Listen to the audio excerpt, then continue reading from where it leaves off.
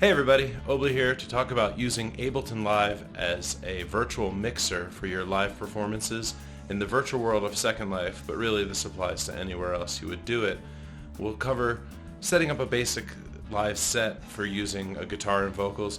We'll also cover how to get your output from live on to Shoutcast, which is kind of the tricky part.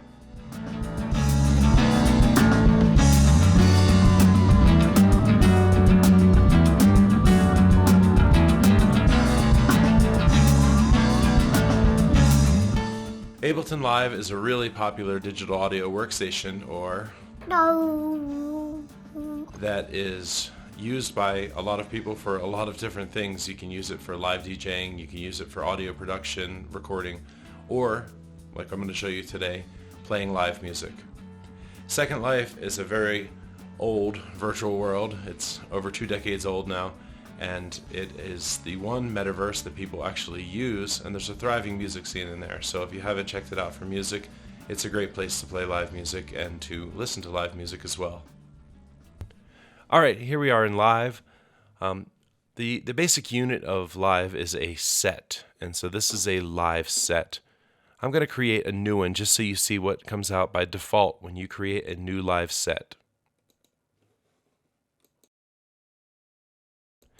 Okay, you notice that when I create a new set, it automatically comes with these 4 tracks. 2 of them are MIDI tracks. MIDI tracks are for software instruments, and we do not need those right now.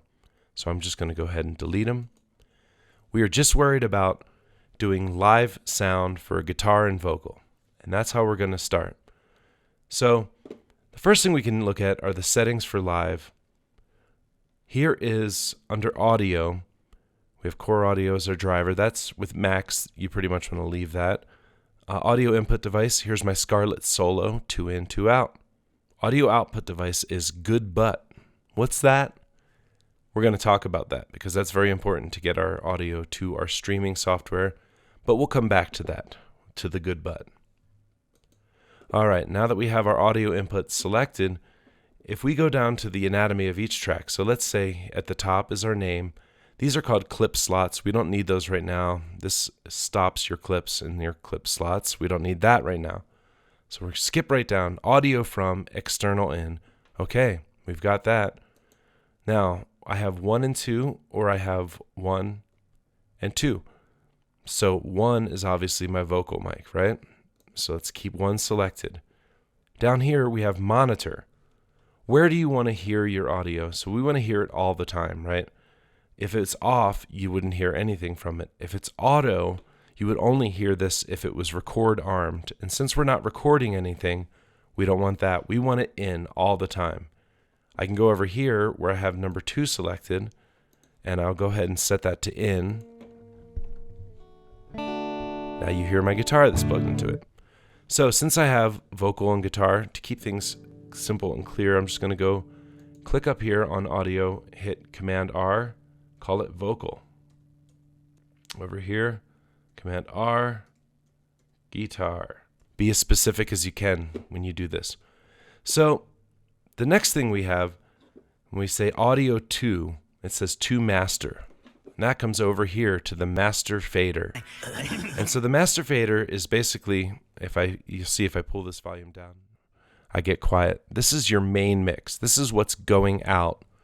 So it's either going out of your audio device to your speakers if you're playing in real life, or to the soundboard if you're playing in real life, or it can go, to good butt, which is basically a multi-output device, and we'll go into that again in a little bit. Another thing to note over here, we have session view. That's what we're in right now. Session view is, I think of as a mixer view. Arrangement view, here, it's just a different way of looking at the same information, but the arrangement can be laid out in a linear fashion. So if you're recording something, obviously you can use this to edit your waveforms, and it's like the normal DAW view. All right. Coming back to session view, again, that's these 2 buttons here. Session view, very important. So, audio is going to master. Both of these, the audio is going to master. That's why over here you see the master fader moving. when I make noise. We see that the guitar is a little quiet. I could adjust the gain on my device. Obviously, you want to be in the green. And if you have to push your volume louder, it's better to do so with your volume rather than your input gain. Your input gain should be strong, but not going into the red. That's a whole different video. Down here we have our pan. It goes left, right. It's pretty simple. This turns the track on and off. It's kind of like we don't have a mute button anymore. We can just disable the whole track. Down here it's solo. You know what solo does.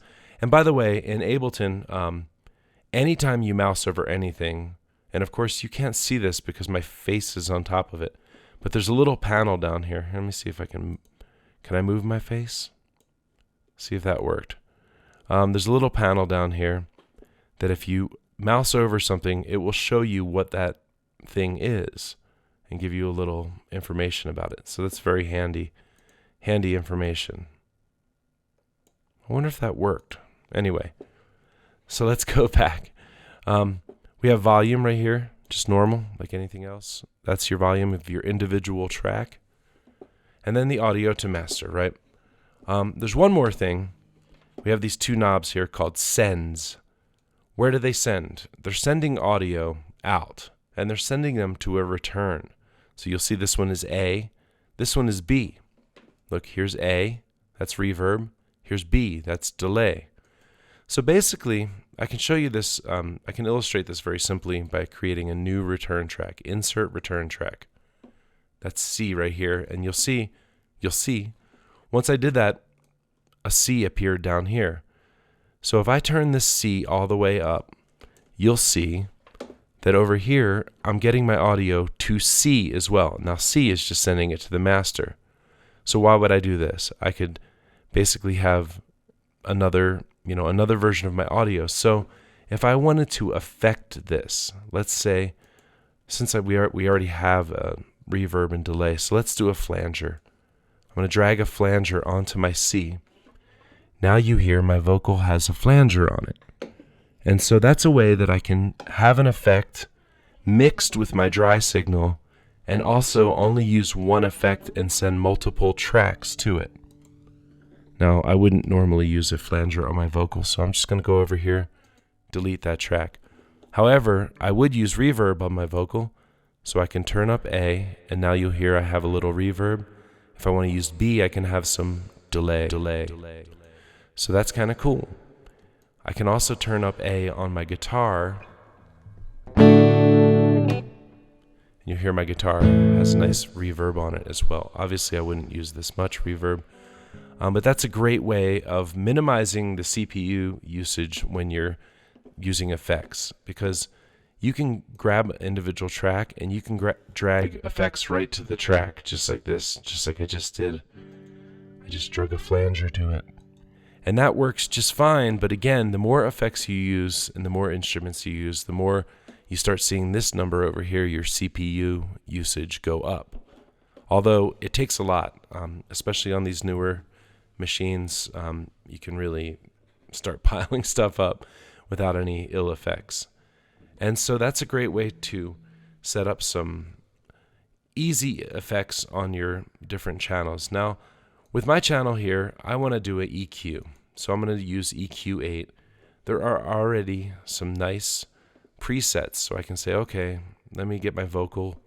Let me say airy vocal. There's my airy vocal. Obviously, this is my EQ curve. I could turn up my bass really loud. I could do a lot of different things. I could turn up my mids and make it sound like a telephone. It's just basic EQ. So you can really find the areas of your voice that you like.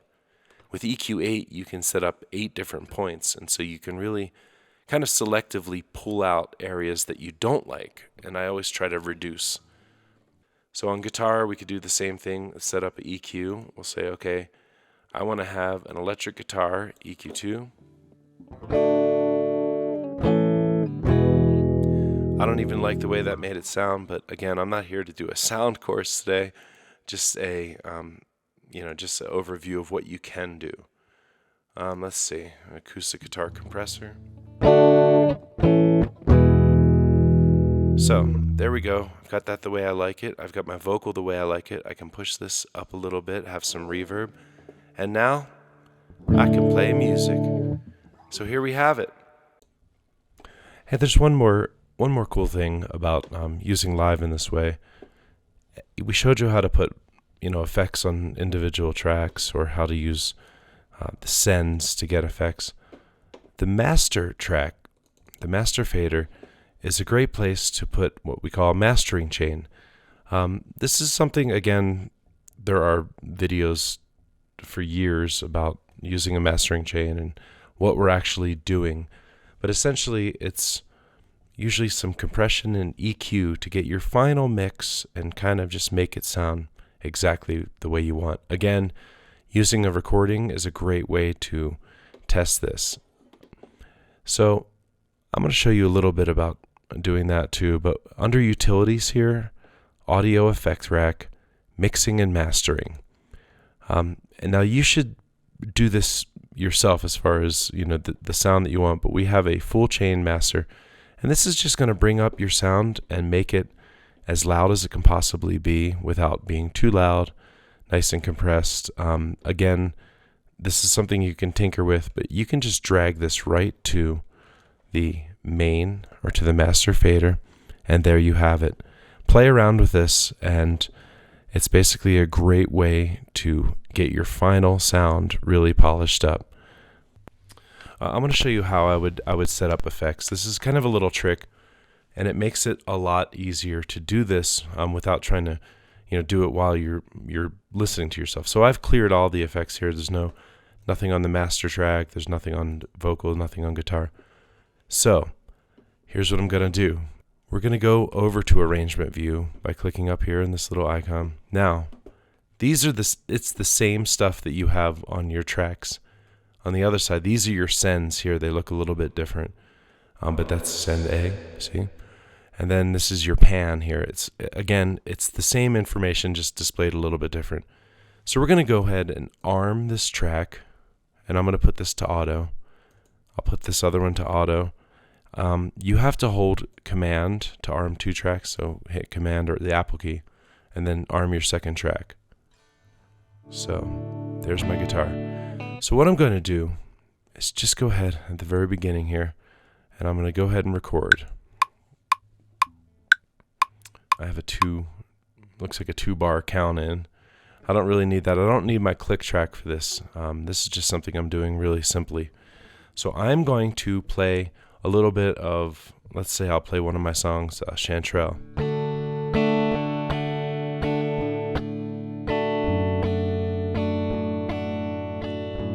I'm so happy that you're here again. Been a year since I saw you, and you shone like the sunlight on the moss. The months drag on, it's just your loss. Again, the winter falls. So, playing a little bit of that, I can see for one, my vocals are coming in a little bit hot. That's something you would adjust on your interface. So I don't want to see things peaking quite this high, because if I were to raise my voice a little bit, but again, that's back to audio engineering. And so it's a different story. Now that I have this recorded, I'm going to go ahead and select the area that I want to loop. And I'm just going to press Command L. You'll see these little brackets up top. That's showing me what's going to loop. And this button right here, the loop, is enabled. We want to make sure to keep an eye on that, because you don't want to leave that enabled. All sorts of bad things can happen. Okay, so now I hit play. I'm so happy that you're here again. Can add some reverb. Been a year, little delay, since I saw you, and you shone like the sunlight on the moss. Now I want to go ahead and add some EQ. The months drag on, it's just your loss. Again, go over here, the EQ. Winter falls. Audio, keep repeating. So, I'm so happy that you're that way I can affect it to get it sounding exactly the way I want. utilities. I saw you and Let's listen to this mastering chain you when I shone drop it like the sunlight on the moss. The months drag on, it's just your loss. Again, the winter falls. So that's a little trick. Turn that off. That's a little trick that you can use to go ahead and get your mix set up right. Just go ahead and record yourself a little bit, grab a section, Command L to activate loop and to also set your brackets here. Let it loop, and while it's looping, go ahead and be your sound person, be your sound tech, and experiment. Don't be afraid. You can find out a lot of things about audio and about yourself by doing this. So, highly recommended. That's just a little tip. Let's get back to Shoutcast. How do I get this to my streaming software? But. See, this is But. And But is a very simple piece of software that is a Shoutcast streamer. And Second Life uses Shoutcast for audio. It's basically an old internet radio standard, and it still works well. It's MP3 based. I won't go into that too much because if you're streaming in Second Life, you already know Shoutcast. But how can I get my Ableton audio to Shoutcast? If I go to my settings here, you'll see that my audio device for But is called Black Hole 2-Channel. What is that? Well, Black Hole is a simple little app that you can download for the Mac. It's Mac only, and it allows you to basically send audio from any app to any other app. It's very clever, and it's a good way to get your audio out of Live into But. That being said, if I'm using Black Hole as my audio and I try to monitor that, if I'm using it as my output device in Live, there would be horrific latency. I would talk and I would hear myself minutes later. We don't want that. And so basically, I need to be able to monitor from my Scarlett Solo and send my audio to But. How do I do that? Well, on the Mac, it's easy. It's super easy. What we do, we're going to go open up a new window on the Mac. We'll go to Applications. Okay, here, I'll bring this over here so you can see it. Applications, scroll down to Utilities, or scroll up to Utilities. Mine's backwards. Here's Utilities. We have this nice little app called Audio MIDI Setup. Double-click that, and you'll see here on the left I have all of my output devices, and input devices for that matter. You'll see MacBook Pro speakers. You'll see Black Hole. That's a 2 ins, 2 outs. You'll see my Scarlett Solo. That's 2 ins, 2 outs. And then you'll see this here, Good But. What's Good But? Well, look. I have my Scarlett Solo and my Black Hole. This drift correction does not need to really be on. I'll explain that in a second when we create a new one. So let's just show you how you would do it. You would go down to this little plus, create multi-output device. Okay, we don't want the MacBook Pro speakers. We want Black Hole, and we want Scarlett Solo.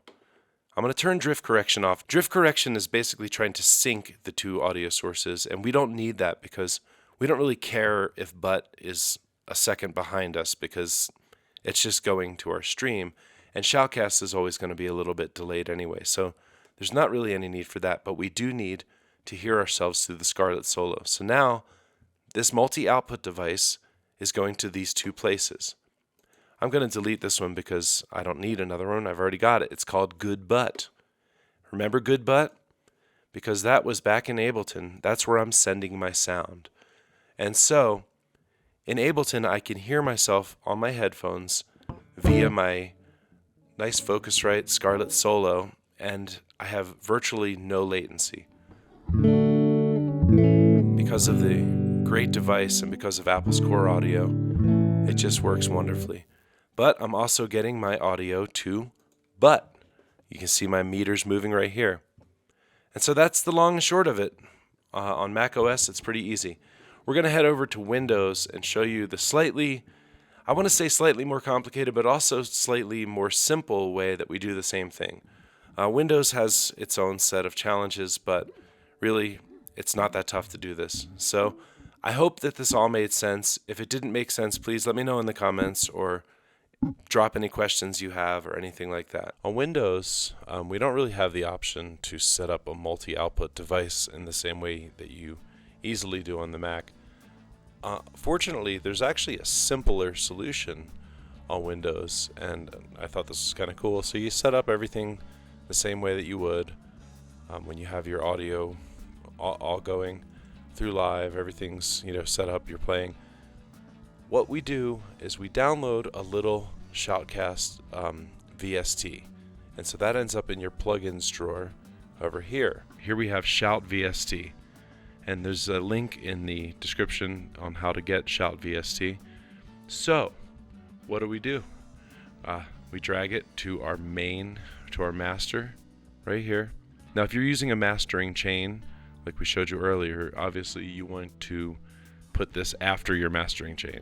So here we have our Shout VST plugin. When you click on it, obviously you get all the same stuff you would get from Butt. You fill in your stream info, you put your URL, artist, all that stuff, your host name, the port, username. If you've been broadcasting in Second Life, you know how to do this. It selects Shoutcast, Icecast 1, or Roar Audio. Obviously we'll be using that. Your bitrate, you have to set all this stuff manually. I like to use 128. And then, of course, whatever your audio interface is using, you should be using that here. So it's usually 48K. But that's, again, that's just a technicality. So you would connect with this. It tells you that you're connected. I'm not sure how well it tells you if you're disconnected or if you have an issue or if it reconnects when you disconnect. So it's not as powerful as but you can stream right out of live via a VST plugin. That's how we do it on Windows. As far as I know, that's the only way. I've tried a million different things. I hope you learned something from this video, and if not, that's okay too. But if you have any questions, please drop them in the comments, and I want you to have a wonderful day.